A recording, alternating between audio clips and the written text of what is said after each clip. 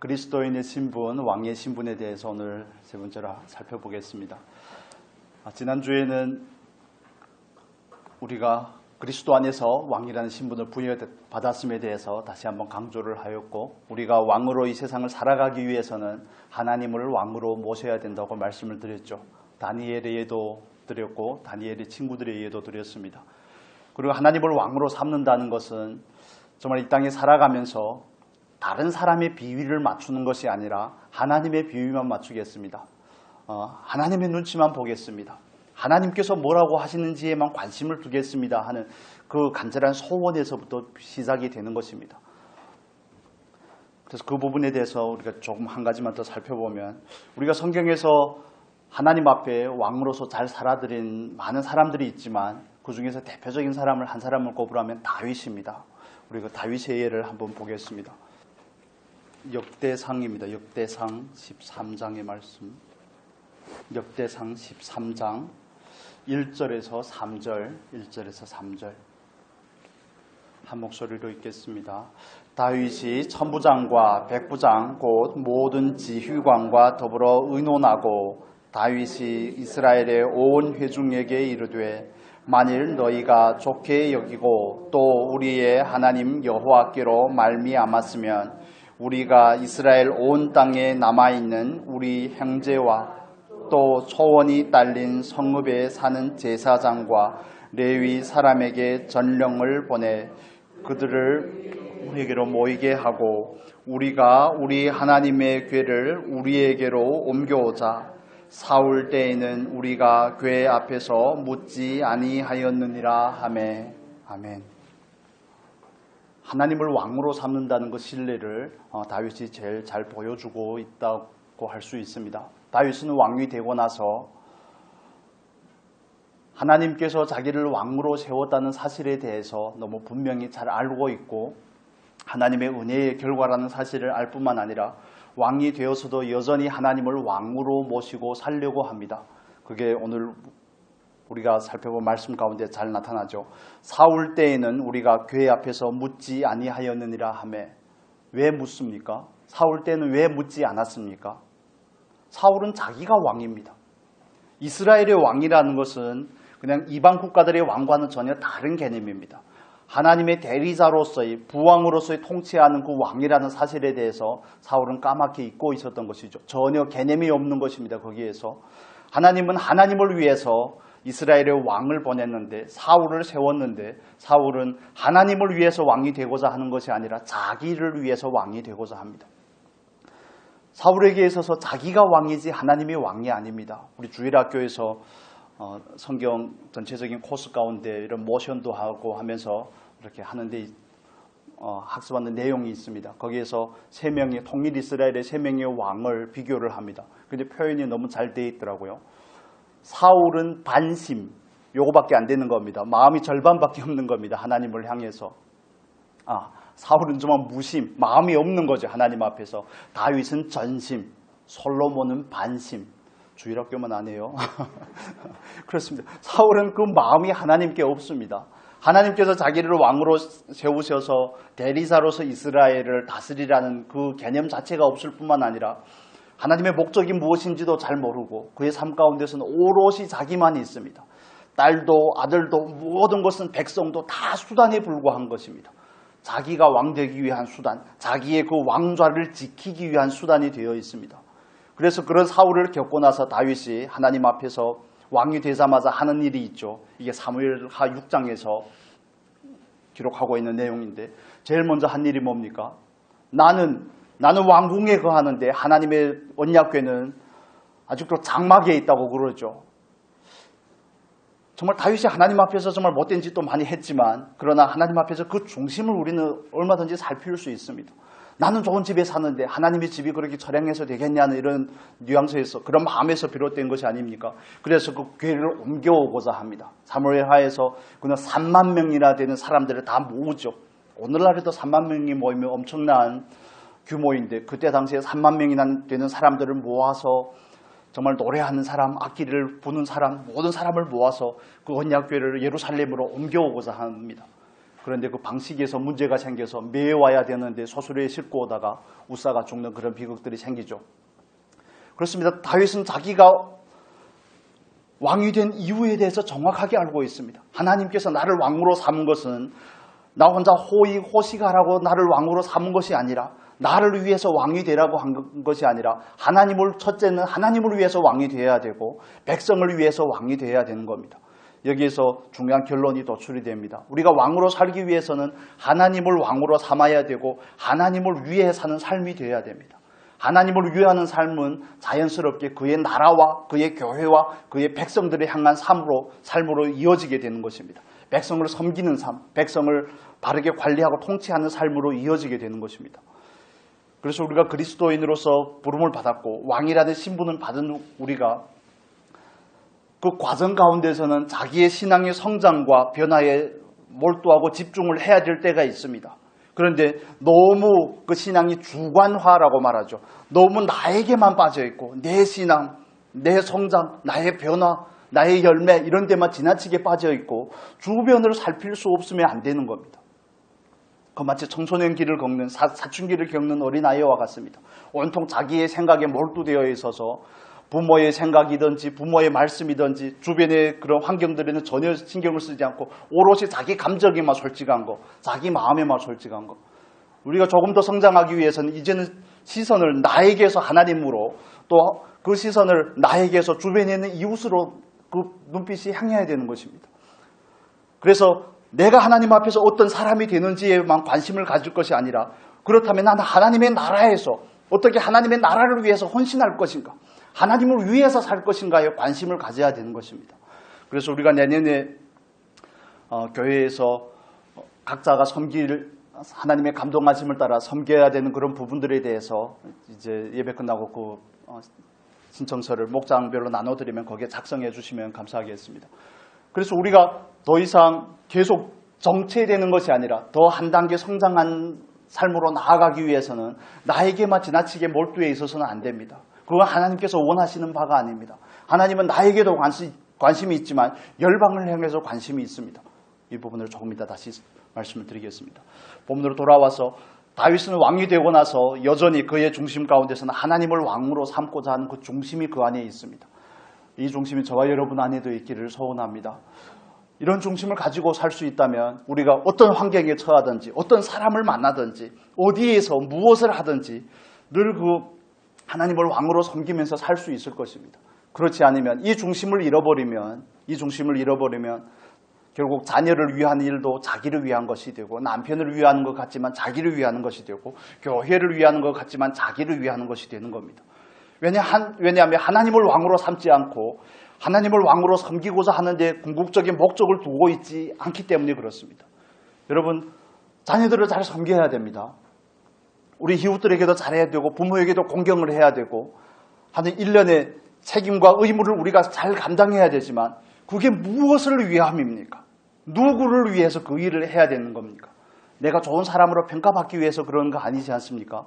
하나님께서 나에게 맡기셨기 때문에 꼭 그 소자 한 사람을 대하는 것이 하나님을 대하는 것이기 때문에 우리는 그 부분에 있어서 신실하려고 하는 것이죠. 내 자녀면 내 마음대로 화도 냈다가 때로 매질도 했다가 여러 가지를 할 수 있겠지만, 하나님께서 나에게 맡긴 자녀이기 때문에 하나님을 왕으로 모시는 그 마음으로 자녀를 대하려고 하는 것이 아니겠습니까? 모든 부분에 있어서 마찬가지입니다. 우리는 하나님을 왕으로 삶아야 되고 다윗이 가졌던 그 중심을 하나님 안에서 가지실 수 있기를 바랍니다. 이 중심에서 모든 것이 비롯되어야 되는 것입니다. 이 부분에서 온전한 동의와 온전하게 헌신이 되어 있지 아니하면 우리는 많은 경우에 자기를 위해서 합니다. 내 명예를 위해서. 세상에서 명예를 가질 수 없으니까 교회 안에 들어와서 명예를 가지려고 합니다. 교회에서는 열심히 하면 그래도 직분도 주지 않습니까? 그러다 보니 직분이 교회에서 서열이 됩니다. 직분이 교회에서 어떤 권력을 나타내는 일종의 지표가 되어 있습니다. 그 한국 교회에서 굉장히 비극적인 일입니다. 그건 역할이지 권위가 아닌데 그걸 가지고 생색을 내는 그리스도인들이 꽤나 있음을 우리는 너무 잘 알지 않습니까? 그런 모든 부분에 있어서 근원적인 문제에서 제대로 되어 있지 않기 때문에 그렇습니다. 하나님께서 나의 왕이시고 하나님께서 나에게 위임했다는 사실이 잘 이해가 되지 않기 때문에 모든 것이 나를 위함이 됩니다. 하나님을 위함이 아니라 어머니 집사님이 기도할 때 하나님께서 우리를 만드신 이유는 하나님께 영광이 되고 하나님을 찬송하기 위함이라고 그러는데 우리는 그거는 고사하고 나를 위한 삶이 되면 이건 그 다음 스텝으로 나아갈 수가 없는 것입니다. 여러분, 하나님을 왕으로 삼고 섬길 수 있는 그 마음을 우리 안에 가지시고 그 마음을 확장하실 수 있기를 바랍니다. 그래서 그 마음을 품고 어떻게 하든지 하나님께서 나의 왕이 되는 삶으로 살겠습니다 하는 그 소원이 우리 안에서 식어지지 않으면 좋겠습니다. 그래서 하나님 앞에서 하나님을 사랑하고 하나님이 나라를 위한다면 나는 어떻게 참여할 것인가? 우리는 하나님의 앞으로 부름을 받아 몸된 교회를 이루고 공동체를 이루어서 그 공동체에 와서 예배의 자리에 와서 손님으로 온 것이 아닙니다. 우리는 다 하나님 앞에서 1대1의 관계 가운데서 주인으로 왔습니다. 주인공으로 온 것입니다. 그래서 작은 일이 되었던 큰 일이 되었던 중책이 되었던 작은 책임이 되었던 그 부분에 있어서 우리는 충성하려고 하는 것이죠. 하나님을 위하는 삶이 되어야지 하나님께서 나에게 맡기셨고 이 모든 맡김을 하나님을 위함이라는 사실이 내 안에서 동의가 될 때 자연스럽게 도출이 되는 결과는 충성이라는 것입니다. 여러분, 우리가 그냥 다윗을 부러워만 하지 말고 다윗과 같은 그 삶이 우리들의 삶 가운데서 구체적으로 나타날 수 있기를 간절히 소원합니다. 정말 우리도 한 번밖에 살지 못하는데 다윗을 무시하려고 하는 것은 아니지만 그런 삶을 우리도 살아드려야 되지 않겠습니까? 그래서 하나님께서 나를 왕 삼으셨고 이 왕됨은 모든 것은 하나님을 위한 것이고 그래서 계시록에 보면 24장로들이 자기들의 면류관을 하나님을 위해서 드리지 않습니까? 어린 양에게 바치지 않습니까? 그 아름다운 광경들이 이루어질 수 있는 것입니다. 그러기 위해서 우리는 그 초점을 나에서 하나님으로 하나님에서 이제는 나에게서 이웃들을 향해서 돌리고 이웃들을 향한 그 섬김이 우리가 하나님 앞에 섰을 때 그 받을 상이 되는 것입니다. 아무것도 하지 아니하면 아무 상도 없습니다. 구원을 받되 불 가운데서 통과한 것과 같은 구원을 받습니다. 계시록에서 분명히 우리에게 그걸 말씀해 주고 있죠. 둘째 사망의 해를 받더라고 표현을 합니다. 불 가운데로 통과한다는 것. 불못에 들어가진 않지만 불못과 흡사한 그 둘째 사망의 해를 받는다고 우리에게 말씀해 주고 있습니다. 이건 우리가 하나님 앞에서 준엄하게 받아야 될 경고의 말씀이죠. 하나님께서 우리를 부르신 목적은 우리로 하여금 열매를 맺게 하고 그 열매가 늘 있게 하기 위함이라고 말씀을 합니다. 그 열매는 단지 우리 안에서 성령의 성품들이 나타나는 것을 성령의 열매만 나타나는 것을 의미하는 것이 아니라 나를 통해 더 많은 열매들이 맺어지는 것을 말하는 것입니다. 예수를 믿지 않는 사람이 구원의 자리에 초대가 되고 그가 예수를 믿게 되고 나를 통해 다른 영혼들이 세워져 가고 이 모든 것이 저와 여러분에게 상급이 되고 열매가 되는 겁니다. 그래서 한 분도 빠짐없이 참여를 해주면 좋겠습니다. 나는 형편이 이러니까 상황이 이러니까 아니요. 그게 아니라 하나님께서 나에게 무엇을 원하실까? 무엇을 원할까? 그러면 나는 어떻게 참여할 것인가? 하는 그 부분에 있어서 우리가 온전하게 동의하실 수 있기를 바랍니다. 다윗에 대해서 한 부분을 더 살펴보도록 하겠습니다. 사무엘상에 가서 보겠습니다. 사무엘상 17장 보겠습니다. 우리 9절에서 11절 같이 보겠습니다. 9절에서 11절. 그가 나와 싸워서 나를 죽이면 우리가 너희의 종이 되겠고 만일 내가 이겨 그를 죽이면 너희가 우리의 종이 되어 우리를 섬길 것이니라. 그 블레셋 사람이 또 이르되 내가 오늘 이스라엘의 군대를 모욕하였으니 사람을 보내어 나와 더불어 싸우게 하라 한지라. 사울과 온 이스라엘이 블레셋 사람의 이 말을 듣고 놀라 크게 두려워하니라. 아멘. 사무엘상 17장의 내용은 너무나 익숙한 내용이죠. 블레셋과 이스라엘은 숙적입니다. 지척에 있기 때문에 늘 전쟁을 해왔고 블레셋은 이스라엘에게 가시와 같은 존재입니다. 그래서 블레셋과 이스라엘은 늘 전쟁이 있는데 17장에서는 그 블레셋의 장수인 골리앗이 나와서 40일 동안 아침 저녁으로 나와서 이스라엘을 모욕하는 그 상황을 우리에게 보여주고 있습니다. 골리앗이 어떤 사람인지 그는 어려서부터 장수이고 이렇게 표현을 합니다. 어려서부터 장수이고 그가 입은 갑옷은 어린 갑이라고 그러죠. 어린이라는 것은 물고기 비늘을 말하는 겁니다. 어린 갑을 입었는데 옛날 우리가 그런 사극 같은 데 보면 많이 나오지 않습니까? 어린 갑을 이렇게 비늘을 하나하나씩 바늘실로 엮어서 입은 것이죠. 화살이나 그런 상을 면하기 위함인데 그 중수가 무게가 57kg입니다. 갑옷이 57kg입니다. 내 몸 하나 건사하기도 힘든데 57kg나 되는 갑옷을 입고 그가 든 창은 7kg입니다. 그냥 맨손으로 싸워도 힘든데 창이 7kg, 창의 앞에 그 쇠만 7kg입니다. 창날만. 그리고 그 채는 버들채와 같다고 이렇게 배틀채와 같다고 이렇게 말하죠. 그리고 그 키는 2m 90에 이릅니다. 그런 사람이 나와서 이스라엘을 모욕하는데 사울과 모든 사람들은 두려움에 빠져 있습니다. 왜냐하면 자기들이 하나님의 백성이라는 사실을, 하나님의 군대라는 사실을 잘 잊고 있기 때문에 그렇습니다. 그런 와중에 다윗이 혜성같이 등장을 하죠. 군대에 아직 징집을 받지 않은 걸로 봐서 다윗은 20살이 안 된 것으로 이해가 됩니다. 다윗의 형인 세 형만 군대에 참전이 되고 다윗은 아버지의 도시락 배달을 하기 위해서 전장에 갔다가 골리앗이 모여가는 소리를 듣는 겁니다. 그래요. 이 말씀 볼까요? 26절 보겠습니다. 26절. 17장 26절 같이 읽겠습니다. 다윗이 곁에 서 있는 사람들에게 말하여 이르되 이 블레셋 사람을 죽여 이스라엘의 치욕을 제거하는 사람에게는 어떠한 대우를 하겠느냐? 이 할례 받지 않은 블레셋 사람이 누구이기에?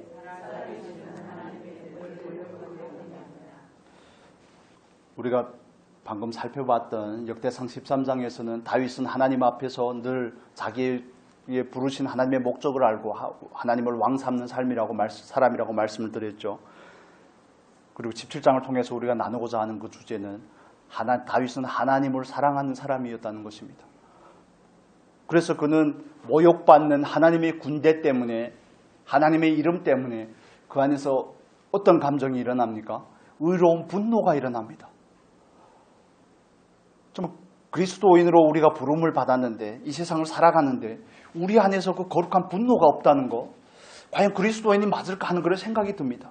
어떻게 하나님께서 나에게 생명을 주고 은혜를 줬는데 내 자신에게 있어서는 내가 하나님의 말씀대로 살지 못하는 것 때문에 안타까움이라든지 분노가 있는지, 아니면 모욕당하는 교회를 바라보며 모욕당하는 하나님의 이름을 들으면서 우리는 내 안에서 어떤 분노가 일어나는지를 살펴봐야 되는 것입니다. 자기가 성질을 내고 거룩한 분노라고 위장을 하는 것이 아니라 정말 하나님을 사랑한다면 하나님의 나라가, 하나님의 교회가, 하나님의 백성들이 당하는 모욕이 나를 행한 욕이 아닙니까? 예수님께서 다메섹 도상에서 바울을 만났을 때 바울에게 뭐라고 말합니까? 사울아 사울아 네가 왜 나를 핍박하느냐고 말합니다. 사울이 핍박한 것은 하나님의 교회인데 예수님께서는 교회와 예수님을 동일시하는 표현을 씁니다. 왜 나를 핍박하느냐? 다윗 입장에서도 그겁니다. 아직 20살도 안 된 정말 어린 소년 다윗이지만 그가 하나님의 군대가 하나님의 이름이 모욕당하는 것 때문에 견딜 수 없는 겁니다. 사울이라는 왕도 두려워하고 이스라엘의 모든 군사들도 두려워 떨고 있는데 40일 동안 아무도 나가서 음전하지 못하는데 다윗이 그 이야기를 듣고 속된 말로 빡치는 겁니다. 제가 뭔데? 자기를 무시하는 것 때문에 아파하는 게 아닙니다. 하나님의 나라가, 하나님의 이름이, 하나님의 군대가 모욕당하는 것 때문에 견딜 수 없는 겁니다. 그리스도인이라면 이 정도의 배포는 가지고 있어야 되지 않겠습니까? 이 정도의 긍진이 있어야 되지 않겠습니까? 그리스도인들이 온전하게 행세하지 못함으로 인해서 다른 여러 가지 이유도 있겠지만 예수를 믿지 않는 사람들이 안티 그리스도인들이 기독교를 뭐라고 부릅니까? 정말 앞에 개독교라고 부릅니다. 그런 말을 들으면 우리 안에서 분노가 일어야 되는 것입니다. 하나님 앞에서 먼저 나를 정결에 서고자 해야 되는 것이고 동성애라든지 포괄적 차별금지법이라든지 세상에 들어오고 사는 그런 악법들을 보면서 내 안에서 분노가 치밀어야 되는 것입니다. 하나님, 이 나라는 하나님이 선택하신 나라인데 하나님께서 사용하고자 하는 이 민족, 이 나라인데 하나님 이렇게 살면 안 되지 않겠습니까? 하나님의 백성답게 살아갈 수 있도록 하나님께 쓰임받은 이 민족이 이 나라가 될 수 있도록 하나님 은혜를 더하여 주십시오. 우리가 서울까지 상경해서 뭐 10월 27일에 드리는 그런 예배에 함께 참여할 수는 없다고 할지라도 그런 걸 보면서 우리는 기도해야 되는 것입니다. 최소한의 책임과 의무를 다해서 기도해야 되는 것입니다. 하나님의 이름이 더 이상 실추가 되면 안 되겠습니다. 그 명예가 땅에 떨어지면 안 되겠습니다. 하나님, 나라도 그리스도인으로서 잘 살겠습니다. 나라도 내 삶의 현장 가운데서 빛이 되고 소금이 되겠습니다. 이 실추된 명예가 다시 회복할 수 있기 위해서 이 한 몸을 드리겠습니다. 하나님, 작은 헌신을 하겠습니다. 이게 저와 여러분 안에서 일어나야 되는 당연한 감정인 겁니다. 여러분, 가족이 다른 사람에게 무시당하면 어떤 기분이 듭니까? 가서 한 대 때려줘야 되죠. 어떻게 생각합니까? 그리스도인은 오른뺨을 맞으면 왼뺨도 돌려대라고 그랬는데 어떻게 때려주냐고요? 그런 게 아닙니다. 누가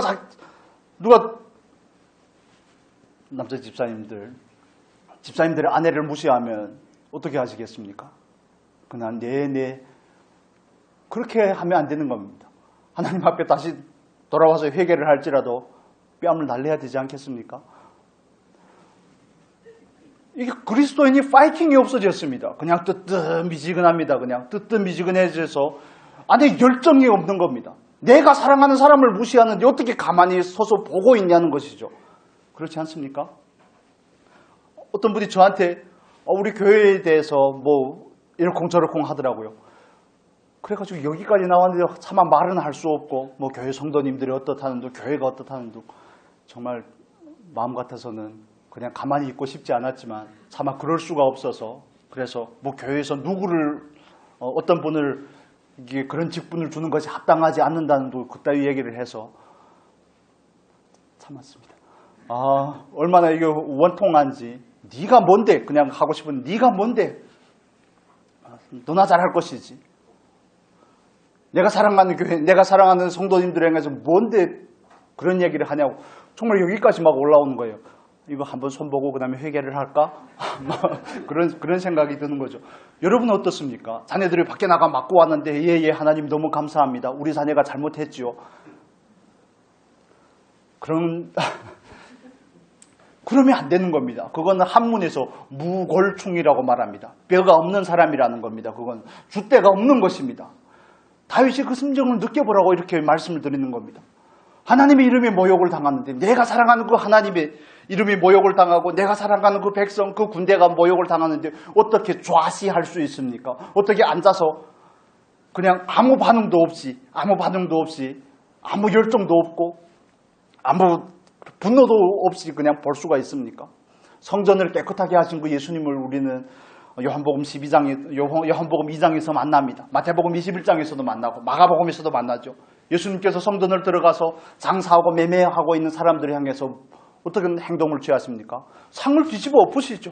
노끈으로 채찍을, 저 같으면 가죽으로 채찍을 만들었을 것 같은데 노끈으로 채찍을 만들어서 모든 상인들을 쫓아내고 하시는 말씀이 있지 않습니까?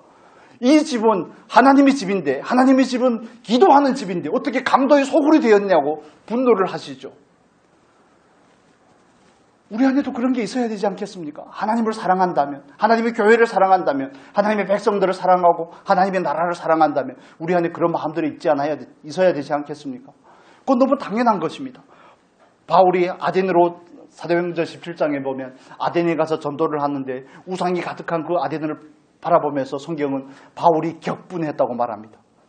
격분했다고. 몰라서 못 섬길 수는 있지만 그 수많은 우상들을 바라보며 그 안에서 그런 감정들이 일어나는 것입니다.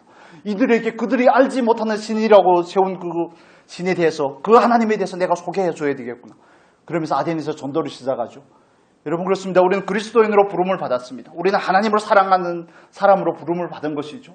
하나님을 사랑하는 사람만이 왕으로서의 삶을 살아갈 수가 있습니다. 하나님도 사랑하지 않는데 어떻게 왕대의 삶이 우리 삶 가운데서 나타나겠습니까? 하나님 때문에 우리 안에 정말 그 애통하는 마음들이 생겨날 수 있기를 예수님의 이름으로 소원합니다. 구약의 많은 믿음의 선진들을 보십시오.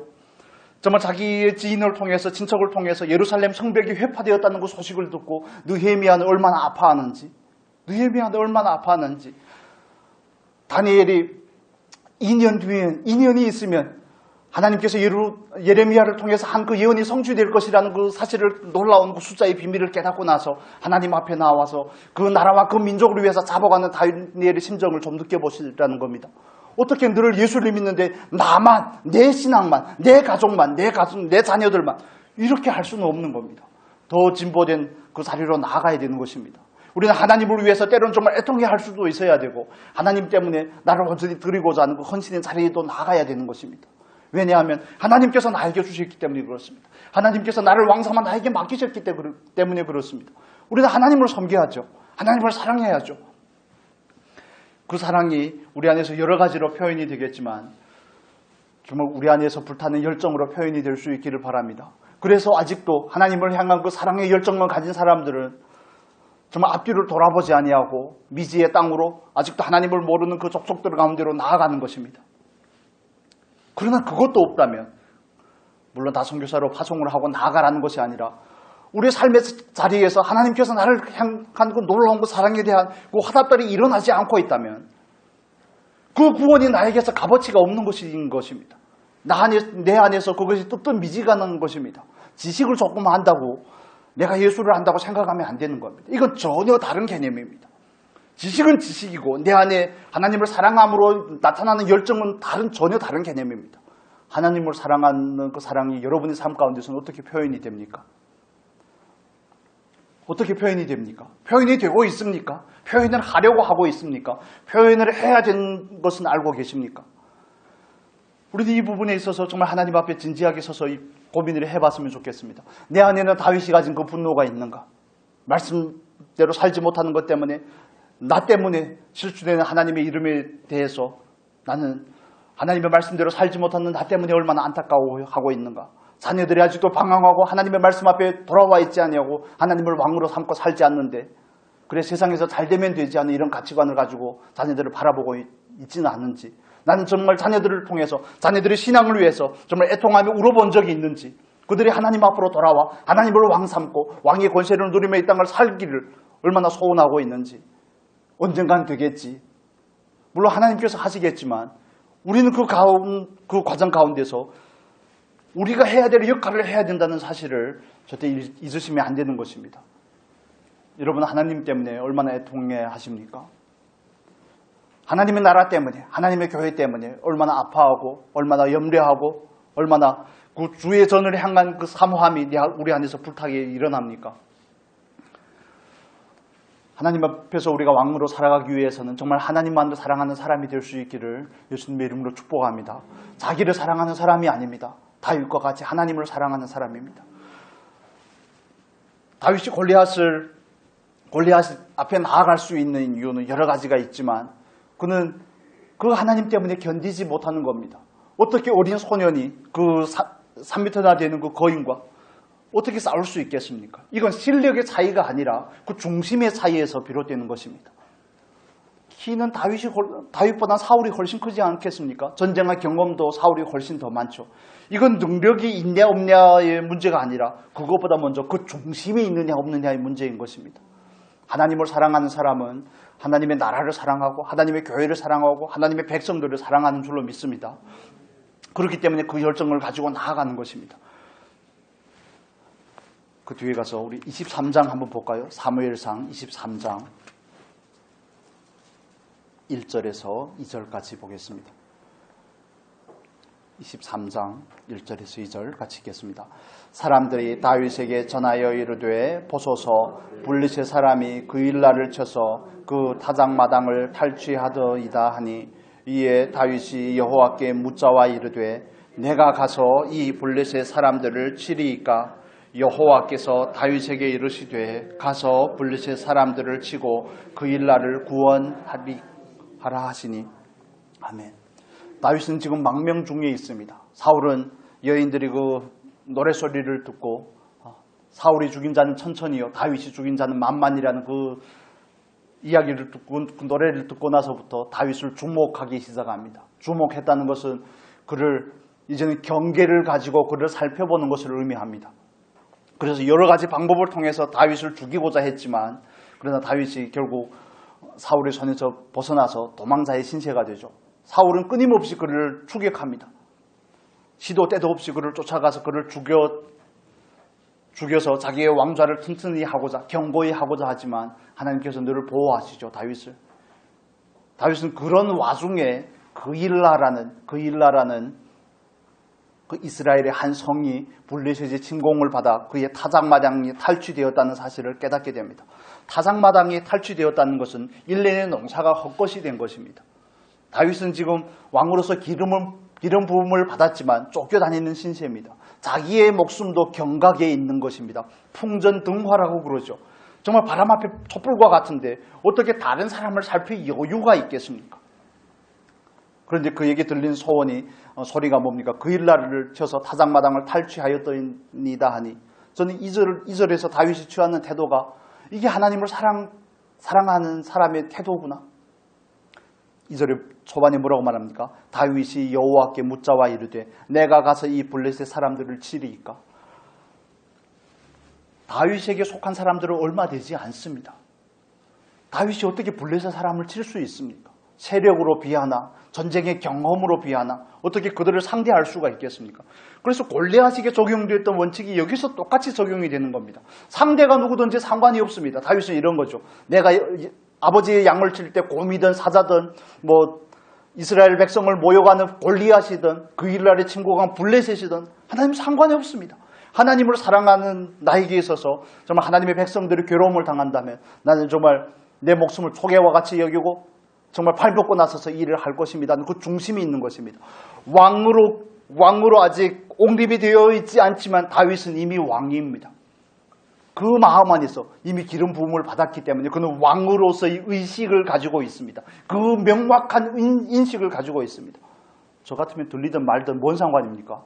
내가 죽게 생겼는데 내 코가 석자인데 언제 다른 사람까지 돌아보겠습니까? 하나님 올해 타작마당이 탈취되었으니 내년에는 탈취당하지 않도록 지켜주세요. 이 정도 기도는 하겠습니다만, 그런데 다윗은 그것 때문에 하나님 앞에 앉습니다. 그런데 또 추종하는 그 무리들이 반대하니까 4절에 보면 다윗이 여호와께 다시 묻자온데, 핑계를 가진 사람이라면 다시 묻지 않습니다. 하나님, 제가 원래는 이렇게 하려고 했는데요, 저를 추종하는 사람들이, 함께하는 사람들이 반대해서 못할 것 같습니다. 그래서 다윗은 다시 묻죠. 하나님, 정말 가야 됩니까? 정말 이런 다윗의 일련의 행동들이 우리에게 주는 그 잔잔한 감동이 있습니다. 정말 하나님을 온전히 사랑할 수 있는 저와 여러분이 되면 좋겠습니다. 그 하나님의 사랑을 알기 위해서는, 하나님을 사랑하기 위해서는 하나님께서 나를 얼마나 사랑하셨는지를 끊임없이 생각을 하셔야 됩니다. 2024년 이제는 한 달밖에 남지 않은 이 시점에서 오랫동안 하나님께서 나에게 베푸신 은혜, 이때까지 나에게서 베푸신 은혜, 그 구원의 은혜, 영혼을 향한 소망, 환난 가운데서 나를 지키고 보호하신 그 모든 부분들에 대해서 우리는 점검하며 묵상하고 하나님 앞에서 그걸 되새김질 해야 되는 것입니다.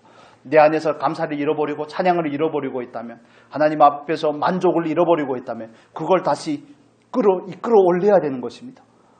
우리는 묵상이라고 그러죠. 묵상이라는 방법으로, 반추라는 방법으로 그걸 다시 끄집어내서 다시 한번 묵상을 하고 하나님 앞에서 그 부분에 대해서 다시 회복을 하고 그 사랑을 다시 확인하고 하나님의 사랑으로 나아가서 남은 시간 동안 또 내년에는 장차의 삶 가운데서 우리가 하나님을 더욱 사랑하실 수 있기를 예수님의 이름으로 축복합니다. 그 사랑은 다양한 형태로 나타날 것입니다. 정말 하나님 때문에 분노한다든지, 하나님의 교회를 섬긴다든지, 아직도 하나님을 모르는 백성들 앞에 나아간다든지 여러 가지 형태가 되겠지만, 정말 간곡히 부탁드리기는 우리 모두 하나님을 사랑하고 하나님을 사랑하는 사람으로서 왕된 그 지위를 누리실 수 있기를 간절히 소원합니다. 한 가지만 더 살펴보겠습니다. 마태복음의 말씀 잠깐 보겠습니다. 예수님의 예를 한번 보겠습니다. 마태복음 4장입니다. 4장 1절 말씀만 보겠습니다. 4장 1절 말씀 같이 읽겠습니다. 그때에 예수께서 성령에게 이끌리어 마귀에게 시험을 받으러 광야로 가사. 아멘. 이제 다음 주에 왕이라는 주제를 가지고 한 주만 더 살펴볼 텐데 이 부분을 다음 주에 다시 살펴보겠습니다. 오늘은 4장 1절의 말씀만 잠깐 살피겠습니다. 예수님께서는 마귀에게 시험을 받으셨습니다. 광야에서 40일 동안 금식을 하셨고 성령께서 예수님을 광야로 몰아내신지라 이렇게 표현된 부분도 있습니다. 그래서 시험을 받는데 마귀는 예수님에게 세 가지의 제안을 하죠. 우리가 암송한 그 말씀과 똑같습니다. 육신의 정욕과 안목의 정욕과 이생의 자랑에 대해서 세 가지의 제안을 합니다. 그런데 예수님은 어떻게 그 마귀의 모든 제안에 대해서 단호하게 거절하고 이기실 수 있었을까요? 여러 가지 이유가 있습니다. 성령이 충만한 이유도 있고 기록된 말씀이 예수님 안에 소유된 말씀을 가지고 있었기 때문에도 있지만 다른 그 한 부분을 살펴보면 하나님께서 예수님을 이 땅에 보내신 그 목적을 정확히 알고 있었습니다. 예수님이 이 땅에 누리기 위해서 오신 분이 아닙니다. 예수님의 능력을 자기를 위해서 사용하기 위해서 오신 분이 아닙니다. 이스라엘 백성들을 위해서 사용하기를 원하셨고 그들을 위해 사용함으로 그들로 하여금 하나님을 알게 하기 위함이라는 사실을 예수님은 너무 정확하게 알고 있습니다. 그래서 그 능력을 예수님 스스로를 위해서 사용하지 않는 겁니다. 그리고 마귀가 예수님에게 나에게서라면 천하만국을 주겠다고 할 때도 예수님은 어떻게 거절할 수 있습니까? 예수님은 경배를 받기 위해 오신 분이 아닙니다. 예수님은 정말 6월절의 어린 양으로서 죽기 위해 오셨다는 사실에 대해서 알고 있는 것입니다. 예수님께서는 마귀가 예수님에게 성전에서 뛰어내리면 하나님께서 천사들을 보내서 너를 받들리라는 그 말씀에 그 시험에 대해서도 가볍게 넘기시는 이유도 거기에 있습니다. 예수님께서는 기적을 나타내므로 자기의 명예가 높아진다든지 예수님 자체가 다른 사람들에게 추앙을 받고 인정을 받는다든지 거기에 목적을 두는 것이 아닙니다. 예수님은 오롯이 하나님의 뜻을 성취하기 위해서 이 땅에 왔다는 사실에 대해서 명확하게 알고 있습니다. 저와 여러분의 삶 가운데서 왕으로 부름을 받았지만 왕으로 살지 못하고 죄에도 치이고 환경에도 치이고 육신의 정욕에도 치이고 전혀 이기지 못하고 자꾸 패배하고 넘어지고 실패하는 이유는 하나님께서 우리를 보낸 그 목적에 대해서 바르게 인식하고 있지 못하기 때문에 그렇습니다. 굉장히 중요한 이유 중에 하나입니다. 이 땅에서 하나님께서 우리를 이 땅에 보내신 그 목적에 대해서 분명한 인식을 갖고 있지 못하기 때문에 그게 명확하지 않기 때문에 우리는 이 땅에서 자꾸 치이는 겁니다. 물질 때문에 왜 치입니까? 사람 인간관계 때문에서 왜 자꾸 상처를 입고 그러죠? 우리는 이 땅에서 높아지지 못하는 것 때문에 다른 사람의 인정을 받지 못하는 것 때문에 왜 그렇게 애통해합니까? 왜냐하면 이 땅이 과정이라는 사실을 잘 모르기 때문에 그렇습니다. 하나님 나를 보내셨고 나는 이 과정을 살아가는 것이고 여기가 목적이 아니라는 사실을 자꾸 망각하기 때문에 그렇습니다. 이 땅에서 우리는 낮아지기 위해서 왔습니다. 이 땅에서 참된 만족을 누리는 것이 아니라 하늘의 만족을 잠깐 맛보는 것이 이 땅의 삶이죠. 이 땅에서는 하나님만을 높이기 위해서 우리가 부름을 받았습니다. 그런데 내가 높아지고자 하고 내가 만족을 얻고자 하고 그런 부분들에서 자꾸 중심을 잃어버리면 우리는 하나님 앞에 왕된 삶을 살 수가 없습니다. 이것저것들이 와서 우리를 자꾸 우리에게 영향을 미치고 우리를 사로잡는 자리까지 가게 되는 것입니다. 마귀가 가룟 유다에게 먼저는 예수를 팔 생각을 넣지만 그러나 6월절에 거기서 예수님께서 가룟 유다에게 떡 한 조각을 줄 때 요한복음 정확히 말합니다. 사단이 그에게로 들어간지라 라고 말합니다. 우리가 삶에서 영향을 받을 수는 있습니다. 영향을 받을 수 있죠. 육신의 정욕 때문에도 영향을 받고 이생의 자랑 때문에도 영향을 받고 안목의 정욕 때문에도 영향을 받고 영향을 받는 것은 우리가 살아있음의 증거이니까요. 영향을 받지만 사로잡히면 안 되는 겁니다. 우리는 사로잡히면 안 됩니다. 영향을 받을 때마다 어떻게 거절을 해야 될지 어떻게 그 부분을 잘라내고 다시 왕된 자리로 돌아와야 될지 하는 구체적인 부분들은 다음 주에 살펴보겠습니다. 오늘은 한 가지만 꼭 이 부분을 기억하시면 좋겠습니다. 하나님께서 나를 보내신 목적이 무엇인가? 하나님의 목적이 무엇인가에 대해서 우리가 깊이 생각을 하실 수 있기를 바랍니다. 이스라엘 백성들이 광야에서 실패해도 마찬가지입니다. 그들은 하나님께서 이스라엘 백성들을 광야를 통과하게 한 그 목적을 잘 모르기 때문에 거기서 다 넘어지게 되는 겁니다. 이스라엘 백성들을 향한 하나님의 뜻은 광야에서 그들을 시험하여 그들을 낮추고 그들로 하여금 하나님이 그들을 살게도 하고 죽게도 한다는 사실을 배우는 것이 이스라엘 백성들을 향한 하나님의 목적이죠. 그런데 이스라엘 백성들은 광야에서 모든 것을 완벽하게 누리기를 원합니다. 그렇기 때문에 가나안에 대해서는 전혀 관심이 없는 것이죠. 우리에게 있어서도 마찬가지입니다. 이스라엘 백성들을 불평하는 게 우리의 삶 가운데서 똑같이 나타나는 불평이 아닙니까? 먹고 마시는 거, 일상에서 그런 부족함 때문에 나타나는 감정들인데 우리가 이 땅의 과정이라는 사실, 하나님은 나를 잠깐 여기에 보냈다는 사실, 하나님께 영광이 되는 삶을 위해서 보냈고 또 영원한 나라에서 우리에게 상을 주기 위해서 일하라고 섬기라고 보냈다는 사실을 잊어버리면 이 땅에서 모든 것을 얻으려고 합니다. 누리려고 하고 성취하려고 하고 하다 보니까 자연스럽게 영향을 받을 수밖에 없습니다. 초연할 수가 없는 것입니다. 그 욕망들이 우리를 덕지덕지 감쌉니다. 그래서 우리로 하여금 그 믿음의 길을, 영원을 향한 그 소망의 길을 달려갈 수 없게 하는 것이죠. 우리 이 말씀 한번 보고 마치겠습니다. 히브리서 12장 1절 보겠습니다. 히브리서 12장 1절 2절까지만 보겠습니다. 히브리서 12장 1절에서 2절 신약 성경 373페이지 좌우에 있습니다. 이러므로 우리에게 구름같이 둘러싼 허다한 증인들이 있으니 모든 무거운 것과 얽매이기 쉬운 죄를 벗어버리고 인내로써 우리 앞에 당한 경주를 하며 믿음의 주요 또 온전하게 하시는 이인 예수를 바라보자. 그는 그 앞에 있는 기쁨을 위하여 십자가를 참으사 부끄러움을 개의치 아니하시더니 하나님 보좌 우편에 앉으셨느니라.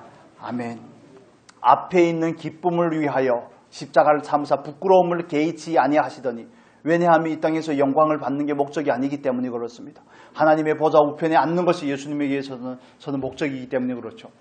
표현이 좀 그렇습니다만, 그래서 저와 여러분도 하나님 앞에서 정말 왕된 삶을 살고 무언가에게 잠깐 영향을 받을 수 있지만 완전히 사로잡히지 않기 위해서는 하나님께서 나를 보내신 목적에 대해서 정확하게 알아야 됩니다.